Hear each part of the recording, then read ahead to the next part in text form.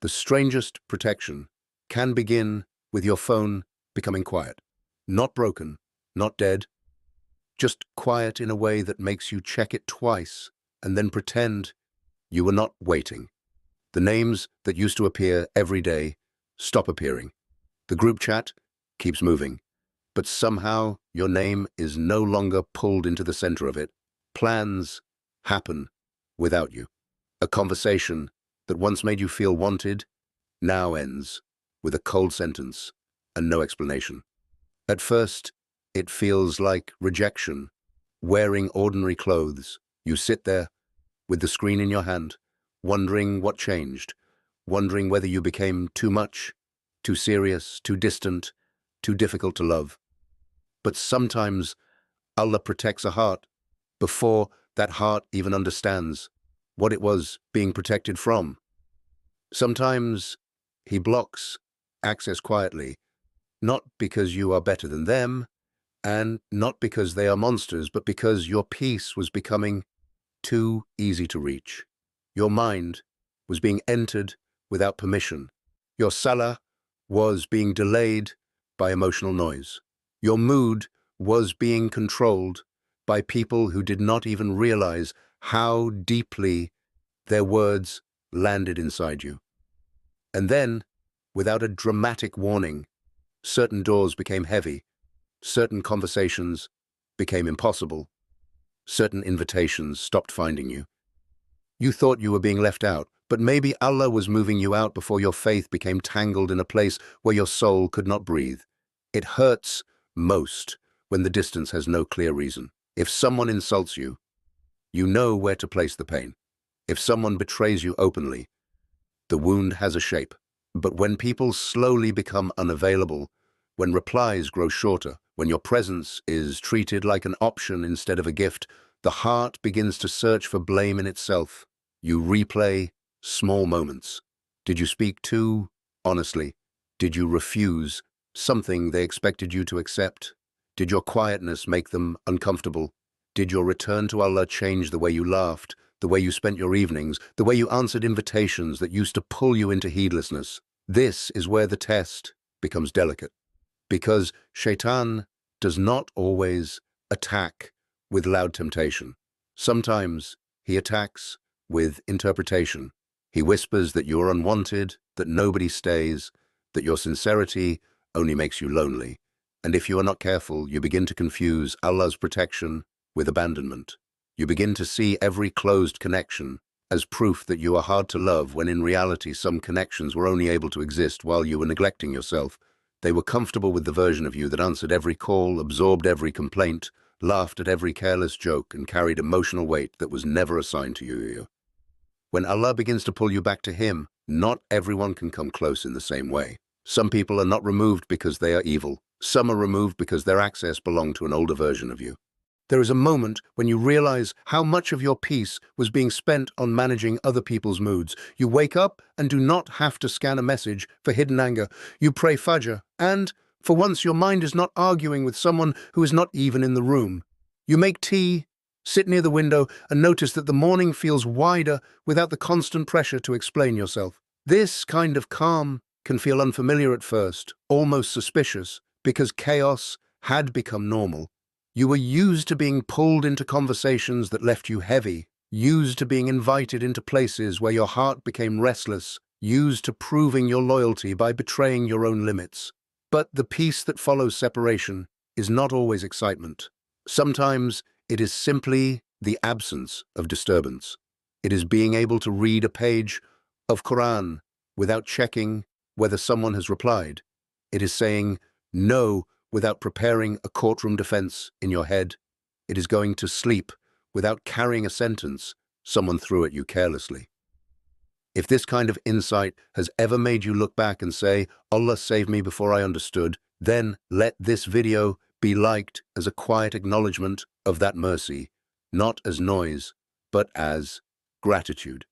Because a protected heart often first feels like a lonely heart, until the nervous system learns that peace is not danger. It is a gift. Still, the ego tries to turn protection into pride. It wants to say, Allah removed them because I am partial and they were beneath me. But that is not spiritual maturity. That is another trap wearing religious language. Being protected does not mean you were always right. It does not mean every person who left was wicked. It does not mean every closed door was a badge of superiority. Sometimes Allah blocks access because you were weak around certain people. Sometimes He distances them because you could not stop seeking approval from them. Sometimes He removes an invitation because you were not honest enough to admit that every time you went there, your prayers became rushed, your tongue became loose, and your heart came home foggy. Protection can be humbling because it shows you where your discipline was still fragile. You may have wanted to believe you were strong enough to remain close to everything and everyone, but Allah knew the exact pressure point in your heart. He knew the conversation that would soften your boundaries. He knew the attention that would make you compromise. He knew the friendship that looked harmless but slowly trained you to ignore your own basira. So, when the distance came, it did not arrive as a trophy. It arrived as mercy with a sharp edge. You were not being crowned above people. You were being corrected, carried, and trained to guard what Allah was restoring inside you. Think about the invitation that did not reach you. Later, you heard who was there, what was said, how the night ended, how one casual gathering became a chain of gossip, old habits, and spiritual heaviness. At the time you felt excluded. You imagined everyone laughing without you, forming memories without you, deciding that your absence did not matter. But then, a few days later, you noticed something small and honest. You had prayed on time that night. You had avoided a conversation that would have stirred envy in your chest. You had not laughed at someone's private pain just to feel included. You had woken up lighter. That is how silent protection works. It does not always come with an angelic announcement or an obvious rescue. Sometimes it is a missed call, a cancelled plan, a person forgetting to mention your name. Sometimes it is your message not being answered, even though your fingers typed it with hope. Sometimes it is an opportunity that looked perfect but kept slipping away, no matter how carefully you tried to hold it. And later, when you stand at a safer distance, you begin to see the mercy hidden in the delay. You realize Allah was not depriving you of belonging. He was refusing to let you belong somewhere that would make you lose yourself. Sabr, then, is not passive suffering. It is the discipline to wait without forcing open a door that Allah has made heavy for reasons your heart cannot yet see. There are two ways a person can respond when access is blocked. One person becomes bitter and begins collecting evidence against everyone. They watch stories, compare invitations, search for signs, build imaginary trials in their mind and call it discernment.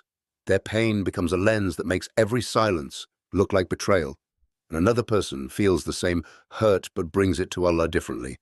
They say, Ya Allah, if this distance is mercy, help me accept it. If there is something I must correct, show me without humiliating me. If I am wrong, soften me. If I am being protected, steady me. That second response does not erase sadness, it purifies it. It keeps the heart from becoming suspicious of every human being. Because Islamic maturity is not becoming unreachable, cold, or impossible to love. It is learning who should have access to your inner world and what kind of access belongs only to Allah. The believer is not asked to live in fear of people. The believer is asked to live awake. Awake enough to notice patterns, awake enough to repent when they are the source of harm, awake enough to stop mistaking constant emotional intensity for meaningful connection. Tawakkul is not pretending you do not care when people leave. It is admitting that you care, then refusing to disobey Allah just to keep a place in someone's life. It is letting your hands open even while your heart trembles, trusting that whatever is truly good for your Iman will not require you to abandon your obedience to hold it. A painful truth is that some people had access to you because you did not yet know how to guard your peace. They could interrupt your day with one sentence. They could make you doubt your worth with a delayed response. They could pull you into explaining, apologizing, and shrinking, even when you had done nothing wrong. And you called that love, loyalty, patience, or being kind. But kindness without boundaries can become a way of disrespecting the soul Allah entrusted to you. There is a difference between forgiving people and handing them the keys to your nervous system again. There is a difference between making dua for someone and returning to a dynamic that repeatedly weakens your faith. This is where Basira becomes practical. It sounds like closing the app before your anger begins typing. It looks like not answering a late-night message that only brings confusion. It feels like hearing a provocation and choosing silence, not because you are powerless, but because your peace is no longer available for every fire. Later in this journey, ask yourself one honest question and leave it in the comments if you can answer it with sincerity. What did Allah distance from you that you now recognize as protection? That question is not meant to expose anyone. It is meant to help you see the mercy that was hidden under the ache. There must also be a room for a counterexample, because not every broken connection is a divine message telling you to walk away forever. Sometimes people become distant because they are exhausted, grieving, overwhelmed, or silently fighting battles they never explained. Sometimes you may have hurt someone and called their boundary rejection because it was easier than accountability. Sometimes a door closes because you handled it poorly, neglected trust, spoke harshly, or assumed your pain gave you permission to be careless. Spiritual insight does not cancel responsibility. A protected heart is not an uncorrectable heart. If you owe an apology, give it without demanding the relationship return to what it was.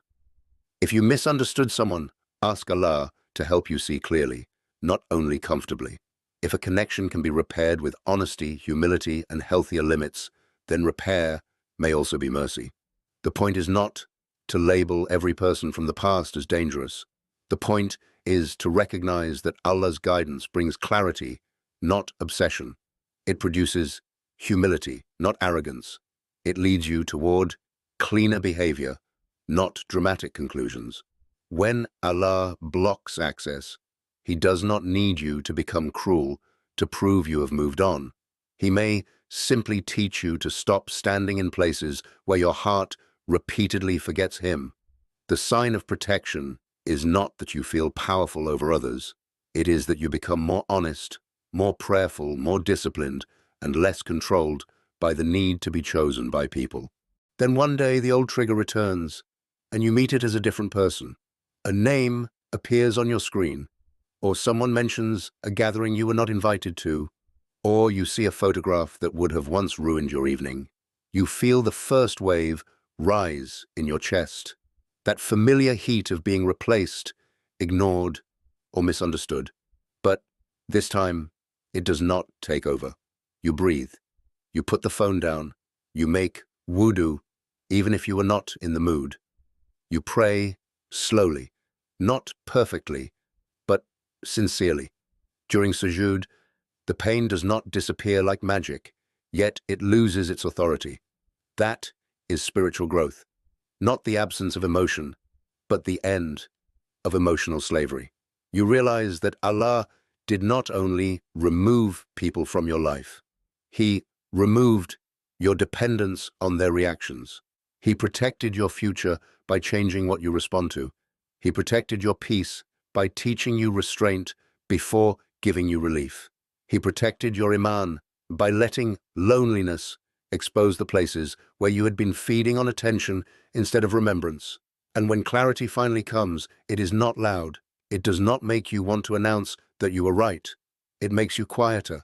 It makes you careful with other people's hearts because now you know how painful distance can feel before its wisdom is understood. You stop wanting revenge because revenge would tie you again to the very chaos Allah freed you from. The final realization is simple, but it takes a long road to accept it. Allah can protect you by denying people the version of you they once knew how to reach. He can place a quiet barrier between your heart and a conversation that would have reopened a wound. He can make someone lose interest before you lose yourself. He can let an opportunity close before your worship becomes negotiable. He can allow a season of silence so your own soul becomes audible again. None of this means life becomes easy, or that every future door will open exactly when you want it to. It means your understanding changes. Rejection no longer has the final word. Distance no longer automatically means disgrace. Silence no longer proves that you are forgotten. You begin to see that peace is not a small matter. Iman is not a small matter. The ability to wake up, pray, work, forgive, think clearly, and keep your heart from bitterness is not a small matter. If Allah blocked their access to you, it may be because He was preserving something you were too tired to protect yourself. And the strongest part of your story may not be that people finally understood you. It may be that you stopped needing chaos to feel connected, stopped begging closed doors to explain themselves, and learned to recognize mercy even when it arrived quietly, looking at first like loss.